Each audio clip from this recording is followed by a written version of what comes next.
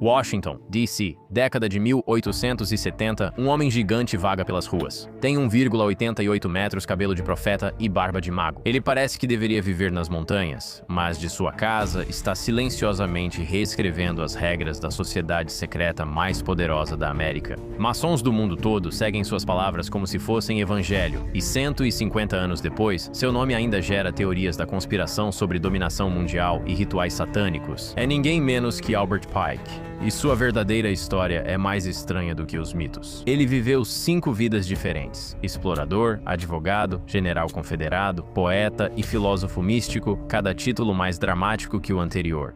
Então, como um garoto pobre de Boston, acabou se tornando um general confederado e depois escrevendo as leis e rituais da maçonaria do rito escocês. E por que os teóricos da conspiração juram que ele previu guerras mundiais décadas antes de acontecerem? Bem, nós vamos descobrir tudo isso e mais hoje. Então, essa é a história de Albert Pike. E acredite, a verdade é mais estranha do que as conspirações. Então, sente-se, relaxe e seja bem-vindo ao acampamento.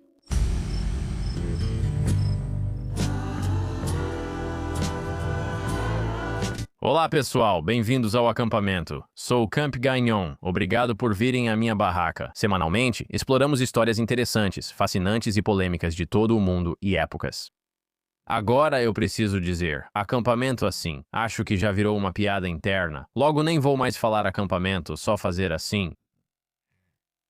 De qualquer forma, estou com meu amigo Christos Papadapados. E agora, recebemos muitos comentários sobre o falatório persistente do Christos, que estou tentando ao máximo cortar e editar dos episódios, mas tem sido difícil.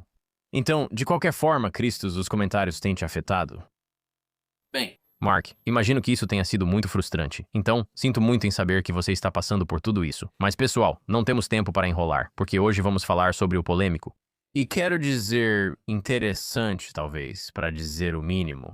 Albert Pike, quero dizer. A vida do Alberto quero dizer, nem preciso dizer, é realmente fascinante, sabe? Quero dizer, general confederado, aceito em 16 anos, gênio. E depois se tornou, sabe, uma lenda da maçonaria.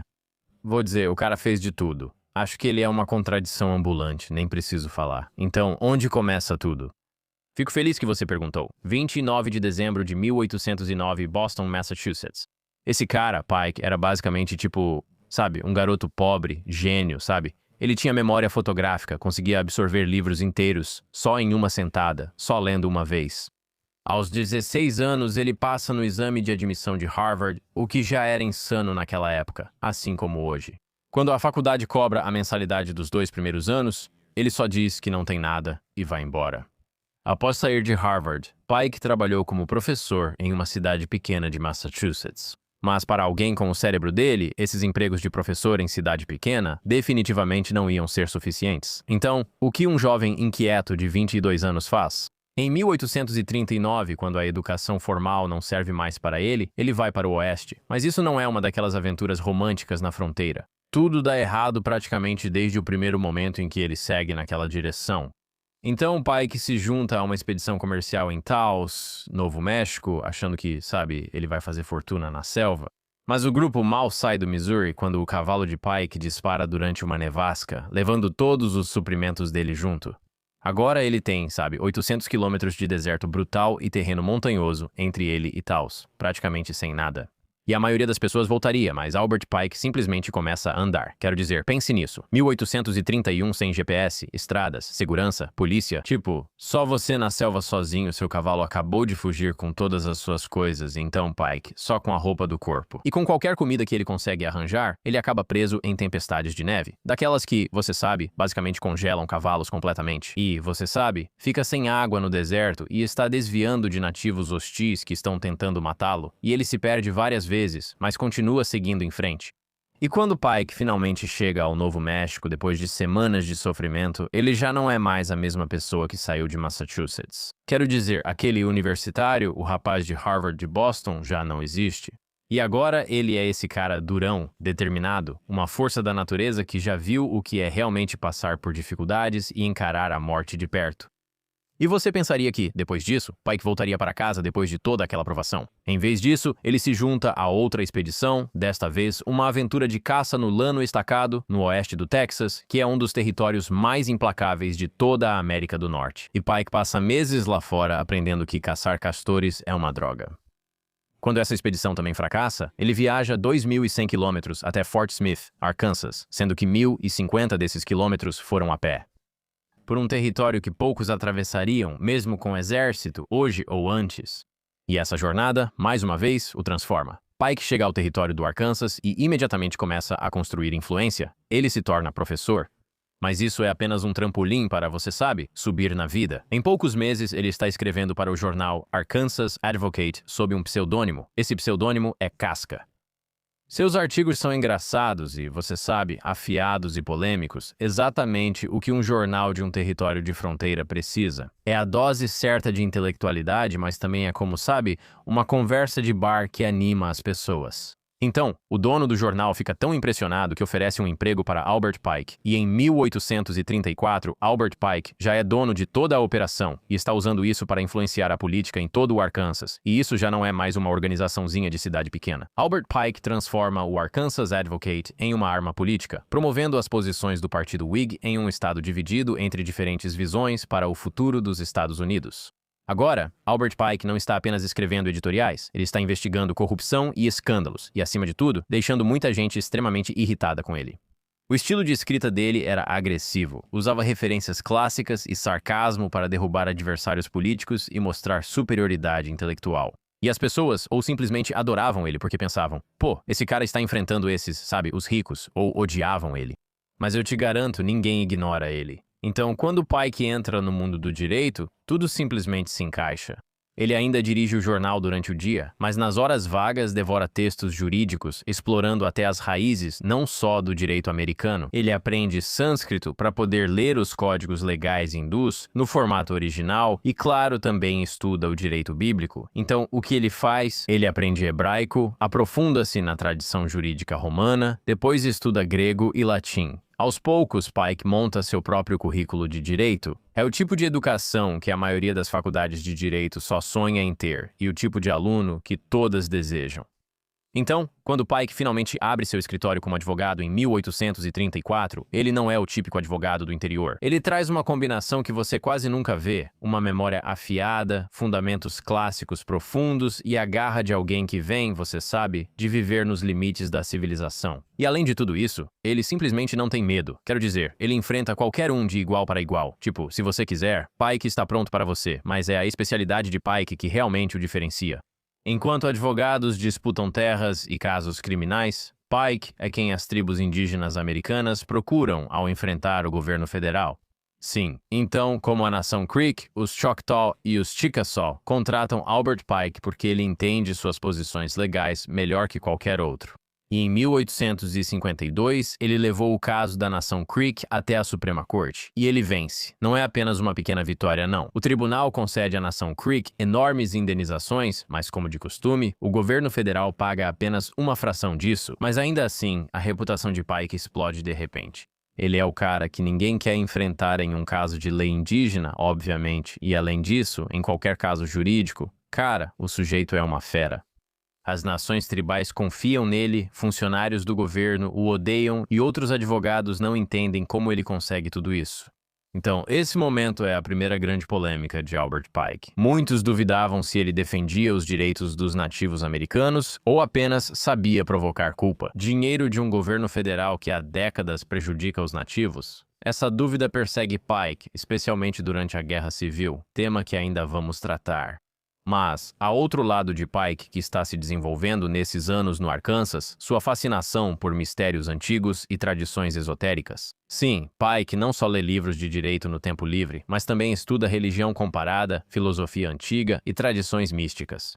Então, em 1850, Pike entra para a maçonaria e isso abre um mundo totalmente novo para ele. Aqui está essa organização fraternal que afirma preservar a sabedoria antiga das civilizações anteriores a ela e até usa os símbolos e rituais que Pike reconhece de seus estudos. Mas Pike rapidamente percebe que a maçonaria americana é uma bagunça. Você tem diferentes lojas que fazem rituais diferentes, que ensinam coisas diferentes, com estruturas organizacionais diferentes. Não há uma filosofia coerente, não há um entendimento real do que os símbolos realmente significam. E então Pike vê uma oportunidade de criar algo meio que sem precedentes na América naquela época. Mas primeiro, ele precisa sobreviver à Guerra Civil. Então, em 1861, a Guerra Civil explode e Pike enfrenta uma escolha impossível. Ele passou 20 anos construindo relações com tribos nativo-americanas, representando-as contra o governo federal e aprendendo seus idiomas e costumes. Mas agora a Confederação quer que ele vire todas essas relações de cabeça para baixo e convença as mesmas tribos a lutar pelo Sul. A Confederação oferece a Pike o cargo de comissário de assuntos indígenas e a missão de convencer nações soberanas a aderirem a uma rebelião que não lhes interessa. É praticamente impossível. Os nativos não querem lutar pelo Sul. Pra quê? Não é como se eles tivessem algum interesse em, escravidão ou direitos dos estados ou qualquer coisa disso, e eles só pensam, cara, isso é insano. Então é basicamente uma missão impossível, e Pike é o único homem na América com as credenciais para sequer tentar isso. E Pike diz, sim, por que ele faz isso? Bem, essa parte é meio controversa, você tem que entender. Pike possui escravos, ele acredita nos direitos dos estados e está genuinamente irritado com o tratamento federal no Arkansas. Mas há esse cálculo prático. Pike sabe que se a guerra atingir o território indígena, as tribos serão destruídas. Entre as forças da União e dos Confederados, eles precisam escolher um lado. Esse homem tem escravos, mas também quer proteger os nativos americanos. Por quê? É para ganhar mais dinheiro ou porque realmente gosta deles? Quem sabe? Mas dá para ver como Pike já está, de certa forma, criando confusão e contradição na própria vida. Mas ele não só recruta nativos americanos com promessas vagas de vitória confederada, mas oferece algo novo, o próprio estado deles. Então ele diz a eles que, se a Confederação vencer, eles terão representação total no Congresso e um governo próprio. Veja como essa promessa era radical. Em 1861, nenhum nativo americano havia servido no Congresso, nem tribo alguma recebera oferta para virar estado. Pike está indo até eles, prometendo reescrever totalmente a relação entre nativos americanos, governo americano e líderes tribais. Acredite nele, porque Pike passou os últimos 20 anos de sua vida provando que entende os interesses deles e sabe, no fim das contas, o que eles querem. Então agora começa o processo de recrutamento. Pike percorre milhares de quilômetros em território indígena norte-americano, reunindo-se com chefes, negociando tratados e explicando os objetivos da Guerra Confederada. Ele não só propõe uma aliança militar, mas também negocia acordos que respeitam as tribos e garantem apoio confederado. Então, em poucos meses, Pike já negociou tratados com os Creek, Choctaw, Chickasaw, Seminole, Cherokee, Osage, Seneca, Shawnee e várias outras tribos menores. Ele reuniu milhares de soldados nativo-americanos que lutam não só pela Confederação, mas pelo futuro político deles. O governo confederado realmente promove Pike a general de brigada e lhe dá o comando de todo o distrito do território indígena. Mas é aqui que a coisa fica louca, veja bem, porque Pike percebe que ele mesmo foi enganado. O governo confederado prometeu suprimentos, equipamentos e pagamento para suas tropas. O que eles realmente forneceram foi nada. Os soldados de Pike estão lutando com armas ultrapassadas, usando suas próprias roupas, passando meses sem receber nenhum dinheiro. Ainda pior, comandantes confederados querem usar tropas indígenas como bucha de canhão nas batalhas, ignorando totalmente tudo o que Pike sabe sobre o estilo de luta ou práticas deles. Ou por decência, ele pensa, posso vender essa guerra, mas não vou deixá-los serem jogados no moedor de carne. Isso é loucura. Então, a partir disso, Pike começa a enviar cartas cada vez mais irritadas para a liderança confederada, exigindo que cumpram as promessas feitas à tribo, mas o governo não lhe dá nada. Enquanto isso, as tropas dele se desmoralizam ao ver a Confederação descumprir várias promessas. E o verdadeiro ponto de ruptura acontece na Batalha de Pea Ridge, em março de 1862. O general confederado Earl Van Dorn ordena que Pike traga suas tropas indígenas para apoiar uma grande ofensiva no Arkansas. Pike diz que não, ele argumenta contra isso, e seus soldados, em sua defesa, não estão treinados para essas táticas convencionais de campo de batalha. Colocá-los em uma batalha ao estilo europeu é praticamente garantir um desastre, não só para os indígenas, mas também para a ofensiva que apoiam. Mas Van Dorn ignora ele, e a batalha acontece exatamente como Albert Pike previu. O ataque confederado desmorona. As tropas de Pike se dispersam no campo de batalha e alguns soldados nativos americanos retomam métodos tradicionais de guerra, como o escalpelamento do inimigo. Isso é cultural para eles, mas parece horrível a alguns soldados dos dois lados. Então, depois que a União vence, os jornais do Norte explodem com histórias sobre, você sabe, a Confederação e como eles estavam liberando selvagens. Tudo isso é uma bagunça, e Pike virou bode expiatório, general confederado cujas tropas cometeram atrocidades e crimes de guerra. Mesmo com o governo confederado ignorando Pike e causando o desastre, a situação ainda piora. Líderes confederados culpam Pike pela derrota, afirmando que suas tropas entraram em pânico e causaram a retirada. Pike está sendo ignorado pelo governo que prometeu criar um estado para as tribos nativo-americanas e garantir recursos a ele, o que não aconteceu. Tudo isso para evitar a responsabilidade por um desastre estratégico que o próprio Pike já havia alertado. Então, em resposta, ele dispara cartas acusando a liderança confederada de fraude e traição. Ele exige que cumpram os tratados com as tribos ou o liberem da comissão. Ele ameaça expor toda a confusão ao público, a menos que a confederação comece a cumprir o que prometeu, blá blá blá. A partir disso, o governo confederado prendeu Pike por traição em novembro de 1862. As acusações acabaram sendo retiradas quando as conexões políticas de Pike meio que intervieram, mas a mensagem é clara. É tipo, ei, calha a boca, ou vamos simplesmente te colocar na cadeia para sempre. Então, em 1863, Pike faz algo inédito para um general confederado. Ele renuncia à sua patente e se afasta completamente da guerra. Ele escreve uma carta de renúncia condenando o tratamento confederado aos nativos americanos e depois desaparece. Ele vai para as montanhas do Arkansas e desaparece.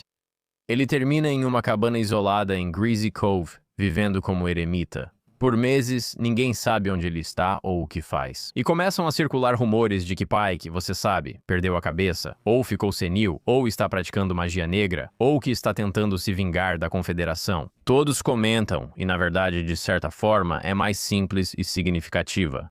Ele está apenas escrevendo, e especificamente está trabalhando em um manuscrito que vai torná-lo famoso em círculos completamente diferentes. Fora da filosofia política, ou, sabe, guerra ou qualquer coisa assim, este é um trabalho filosófico enorme sobre simbolismo maçônico e tradições religiosas antigas. Então, Pike basicamente emerge de seu exílio autoimposto nas montanhas em 1864 como, mais uma vez, uma pessoa transformada.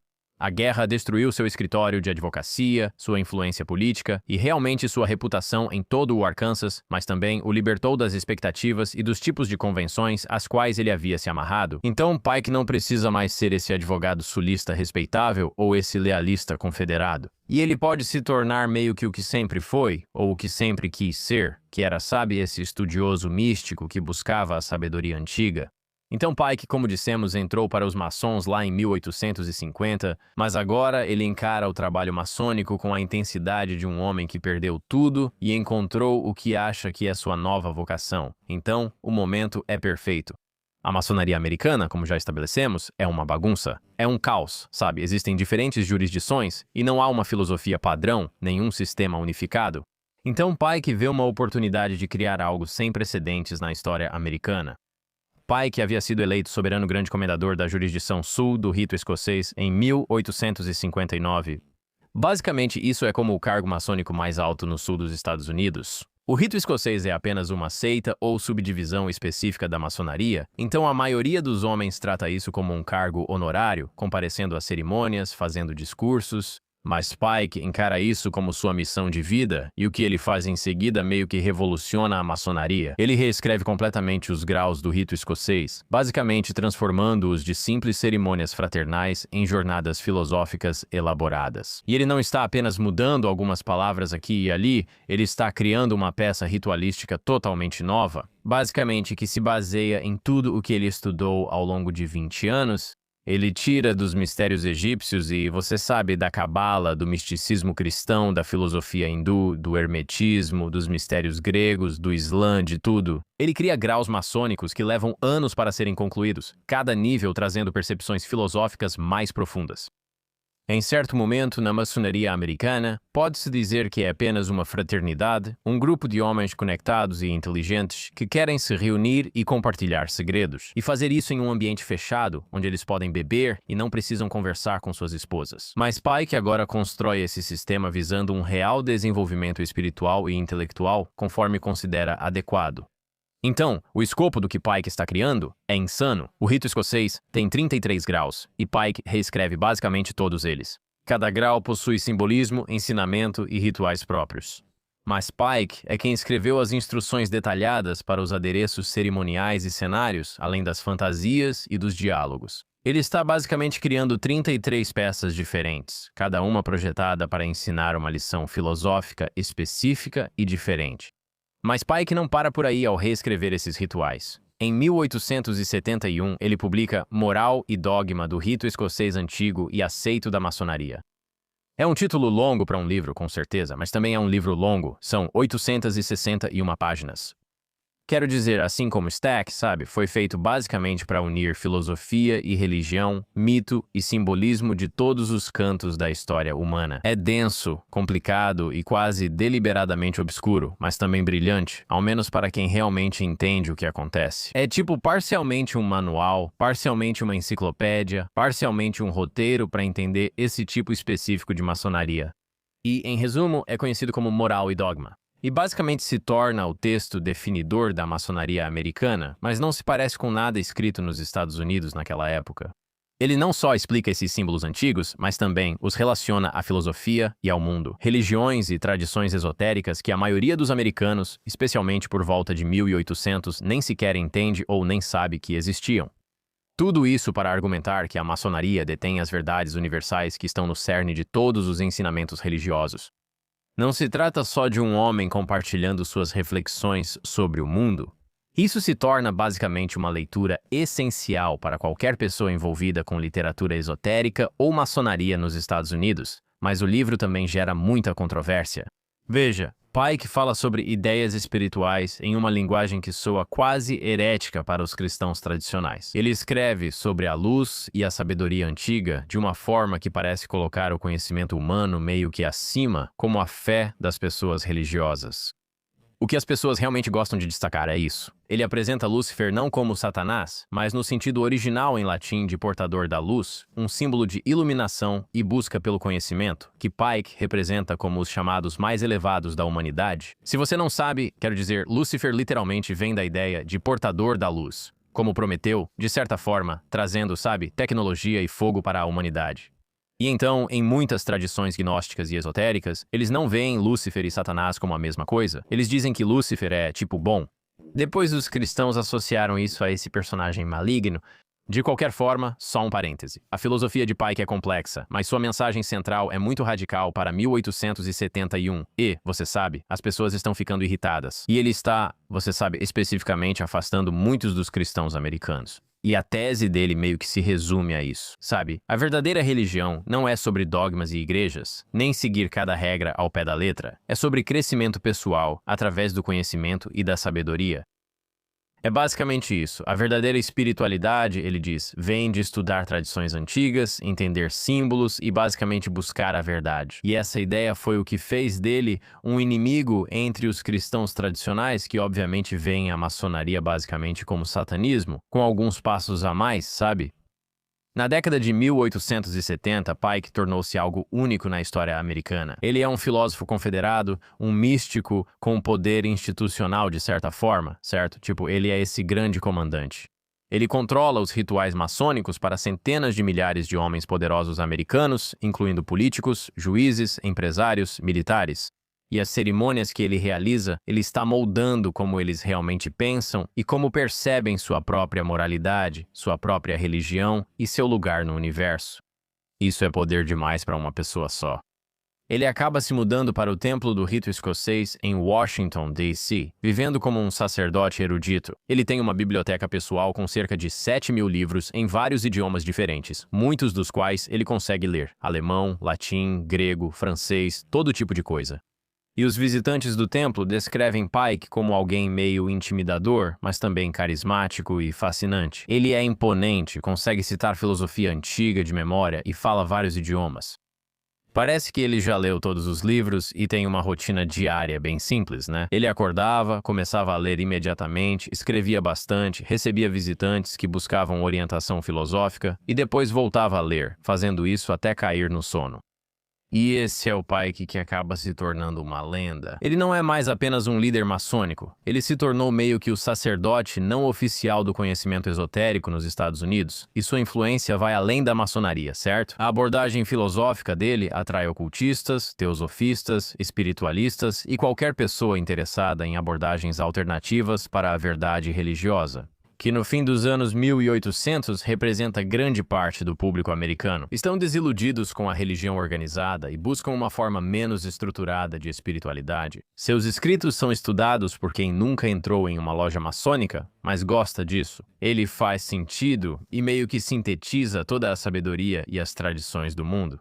Mas é aqui que a história de Pike fica ainda mais interessante, porque é quando os mitos tomam conta do homem. Então, você tem o verdadeiro mistério de Pike, certo? Ele vive em um templo, estuda livros antigos e escreve filosofia, tornando-o ideal para teorias da conspiração. Assim, a primeira grande teoria sobre Pike surge ainda em vida. Cortesia de um escritor francês chamado Léo Taxil, na década de 1890, Taxil publicou uma série de livros alegando expor segredos maçônicos, incluindo acusações de que Pike liderava uma conspiração satânica secreta. Dentro da maçonaria, veja bem, Taxil afirma que Pike adora Lúcifer e planeja derrubar o cristianismo ao redor do mundo. Agora, os livros são best-sellers em toda a Europa e América, e Taxil inclui revelações detalhadas sobre cerimônias maçônicas, com diálogos que supostamente teriam sido ditos pelo próprio Pike. Mas isso não está isento de controvérsias. Veja, muitas pessoas acusam Taxil de basicamente inventar tudo isso. Em 1897, ele realizou uma coletiva de imprensa onde mais ou menos admitiu que tudo não passava de uma farsa criada para envergonhar a Igreja Católica, que vinha promovendo suas revelações como prova da maldade maçônica. Veja, Taxil queria provar como as pessoas acreditariam facilmente em histórias inventadas e como ele poderia demonstrar isso. As instituições só queriam divulgar coisas que estivessem alinhadas com sua agenda. Então ele escreve todas essas coisas sobre Alberto Pike para envergonhar a igreja, porque a igreja iria promover isso. Então ele faz isso, e meio que pede desculpas pela sua enganação, mas de certa forma, o dano já estava feito. Veja, as histórias da farsa se espalharam mais rápido que sua confissão e viraram base para várias teorias conspiratórias antimaçônicas que existem até hoje.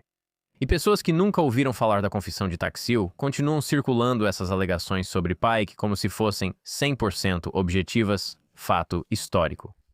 E o padrão se repete ao longo do século XX. Na década de 1920, uma escritora chamada Edith Starr Miller publica uma obra conhecida como Teocracia Oculta, que inclui uma porção de afirmações absurdas sobre o envolvimento de Pike em várias, diferentes conspirações mundiais. Miller cita o já, nesse ponto, desmascarado embuste de Taxil como evidência, mas apresenta isso como se fosse pesquisa histórica legítima. Depois, nos anos 1950, William Guy Carr escreveu um livro chamado Peões no Jogo, que inclui a mais famosa de todas as conspirações envolvendo Pike.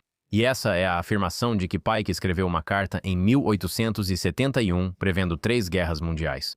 Segundo Carr, Pike traçou planos detalhados para a Primeira, Segunda e uma futura Terceira Guerra Mundial, visando destruir cristianismo e Islã.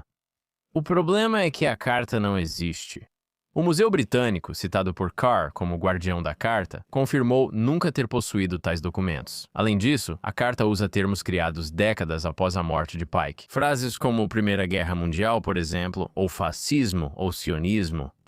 Carr admite na própria nota de rodapé que o Museu Britânico disse a ele que também não tinha a carta.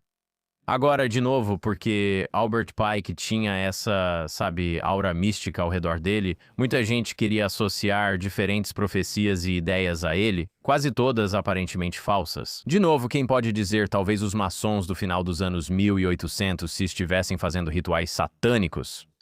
Não me surpreenderia. Mas, novamente, não há evidências disso além de alguns caras numa sala de túnicas estudando textos antigos.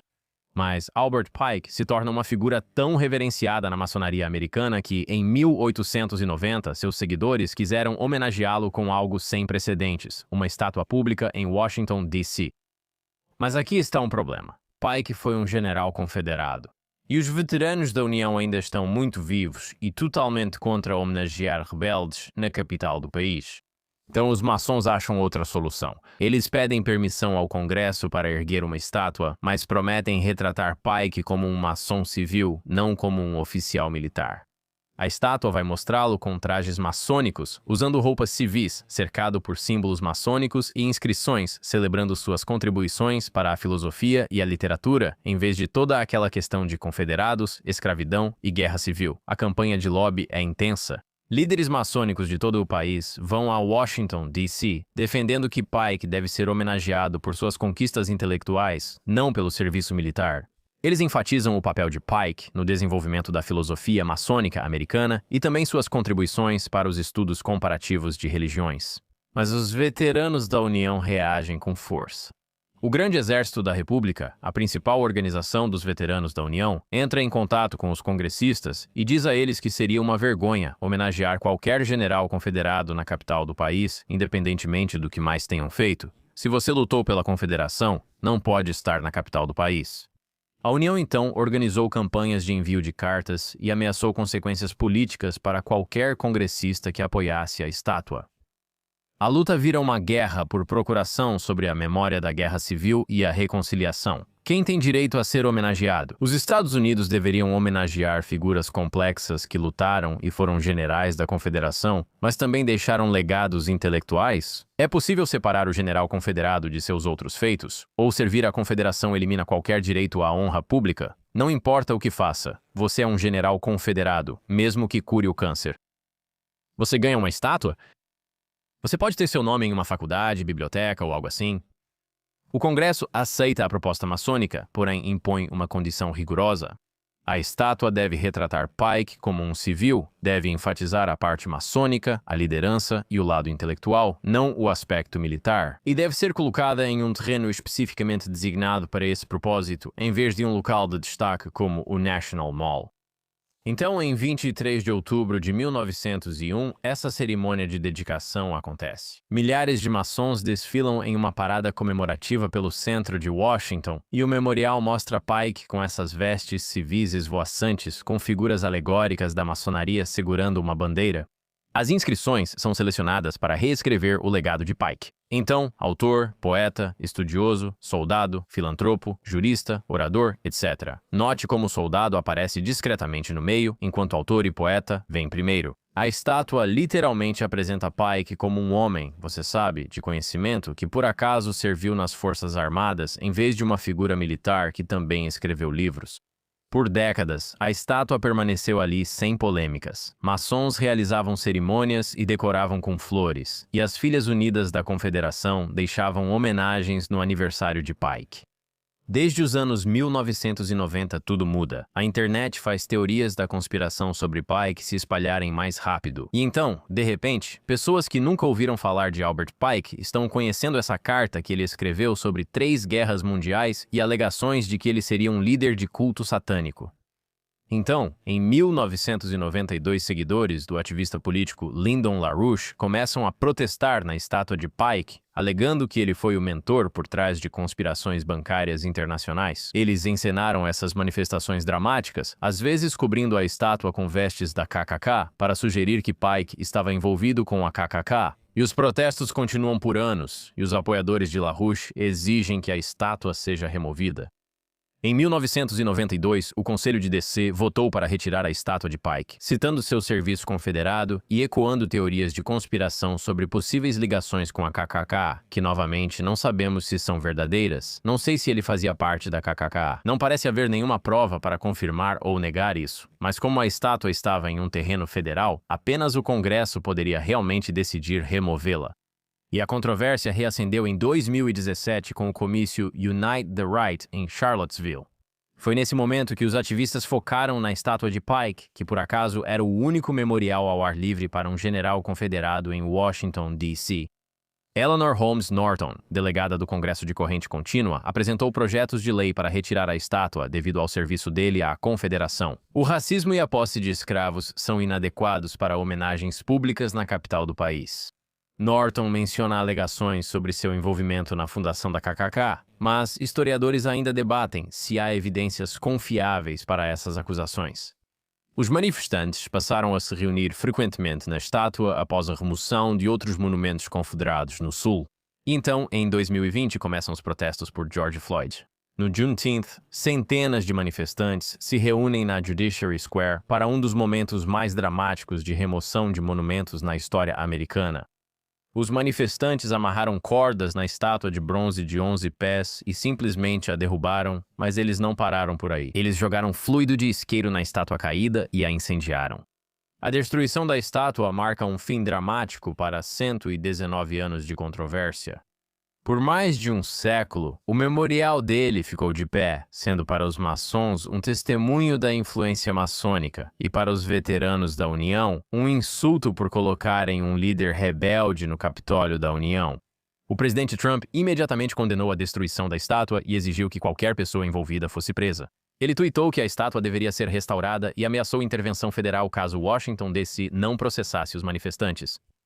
O incidente é mais um capítulo do conflito de Trump com a liderança de Washington, D.C. Por anos, a estátua ficou guardada enquanto a controvérsia seguia, e grupos de direitos civis celebraram sua remoção como vitória contra a supremacia branca. Enquanto organizações maçônicas argumentavam que sua contribuição intelectual merecia basicamente se sobrepor ao seu serviço confederado. E então, é claro, pessoas antimaçônicas e outros conspiracionistas na internet também ficaram felizes, porque tiramos esse maçom de Washington, D.C. E então vem tipo uma reviravolta.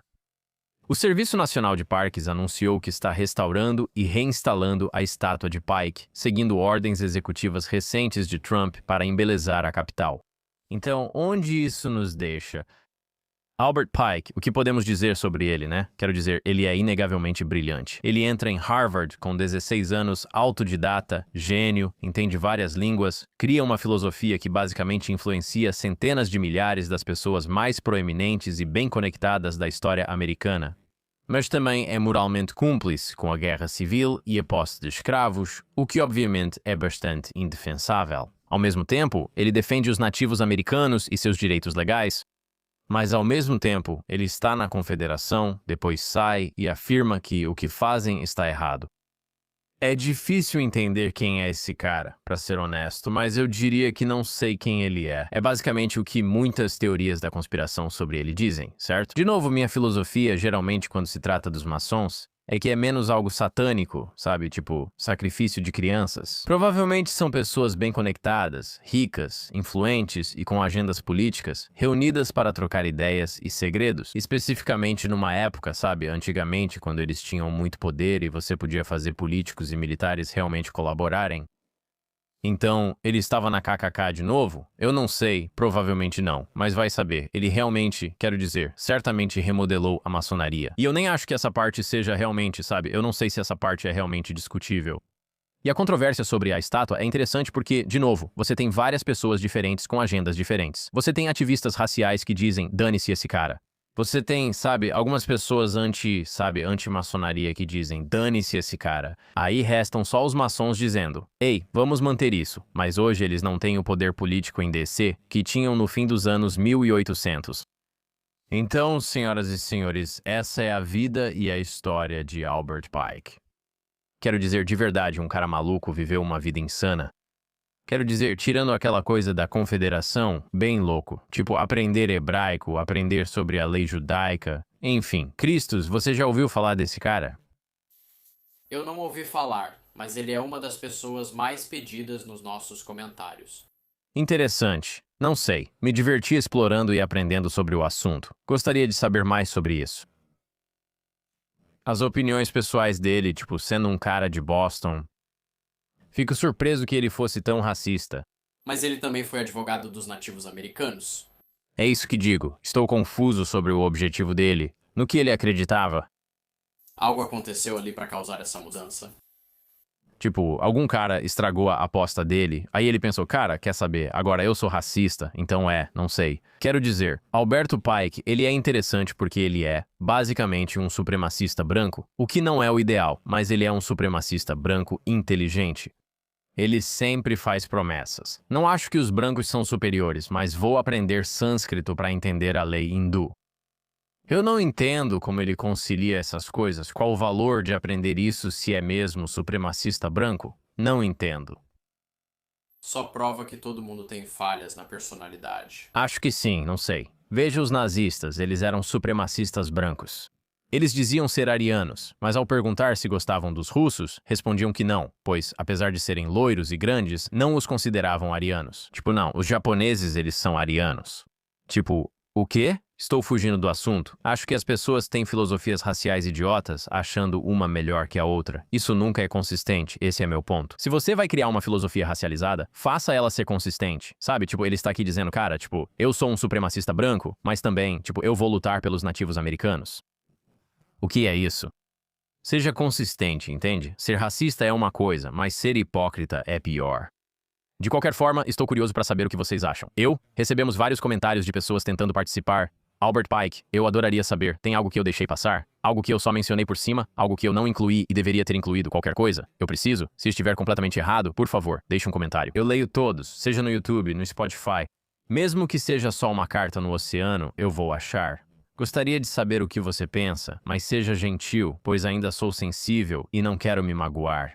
Obrigado por acompanharem mais um episódio do Acampamento Gagnon e por estarem comigo. Isso só acontece graças a vocês, que cuidam das câmeras e da edição. Enfim, vejo vocês na semana que vem. Vocês podem me ver na estrada, Mark Gagnon ao vivo. Estou fazendo 1 hora de stand-up comedy com alguns comediantes de abertura e a gente se diverte muito. É realmente um momento maravilhoso. Vejo vocês no show.